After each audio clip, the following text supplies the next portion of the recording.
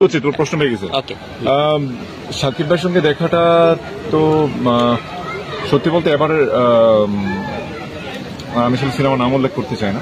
সাকিব ভাইয়ের একটা আপকামিং ছবিতে একটা ভেরি ইম্পর্টেন্ট ক্যামিও চরিত্রে অফার করা হয়েছিল, কিন্তু সত্যি বলতে আমি নিজেকে আসলে প্রস্তুত মনে করছিলাম না, কারণ অনেকদিন থেকে শুটিং এর বাইরে আছি এবং ডেফিনেটলি ওই চরিত্রটাই আমাদেরই একজন বড় স্টার আবার পোর্ট্রে করছে, অভিনয় করছে।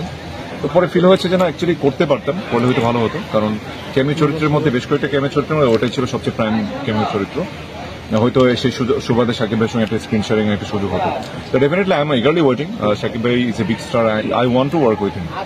তার সঙ্গে কাজ করতে পারাটা ডেফিনেটলি আমার জন্য যেমন the opportunity of learning, at the same time আমার কনফিডেন্স অনেক বাড়াবে যে একজন স্টার কিভাবে কাজ করে, কিভাবে অভিনয় করে। সরাসরি আর screen is not the same thing. তো সেইভাবে তো সাকিব ভাইয়ের সাথে মেশা হয়নি, তবে হয়তো একটা it would be a very good scope, কিন্তু আমি সেটা মিস করেছি। ইনশাল্লাহ কোনো না কোনো সময় হয়ে যাবে।